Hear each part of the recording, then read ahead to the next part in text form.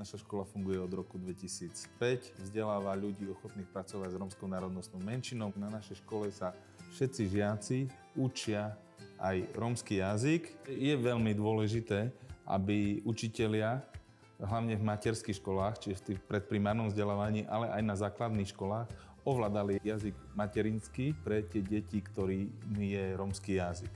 Každý jeden učiteľ, ktorý učí rómske deti, by mal mať aspoň základ v rómskom jazyku, pretože deti to oslovuje, keď len použije pár slov v rámci bežnej hodiny, ale hlavne nadobudne s deťmi taký zvláštny vzťah, keď to dieťa vidí, že je akceptovaná jeho inakosť. My v našich školách dokazujeme to, že aj s rómskymi deťmi sa to dá a že rómsky jazyk je veľmi dôležitý pri ich vzdelávaní.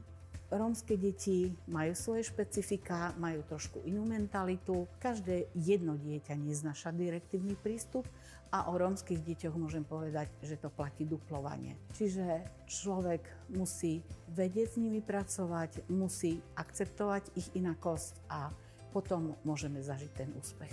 Čaro rómskeho jazyka som objavil práve absolvovaním štátnej jazykovej skúšky v Prahe na Karlovej univerzite.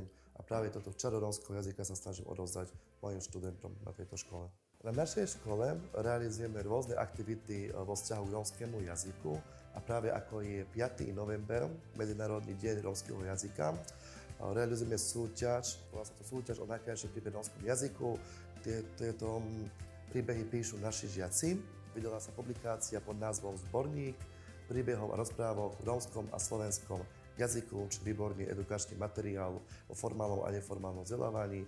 Keď skončím túto školu, tak by som sa chcel venovať mládeži, hlavne vo vzdelávaní a aj v osobnom živote, hlavne tým rómskym, lebo je to veľmi dôležité vzdelávať rómsku mládež. Túto školu mi odporúčila mama, ktorá tu tiež vyštudovala. Moja mama pracuje ako pedagogický asistent v materskej škôlke a je pre mňa veľkým vzorom do mojej budúcnosti.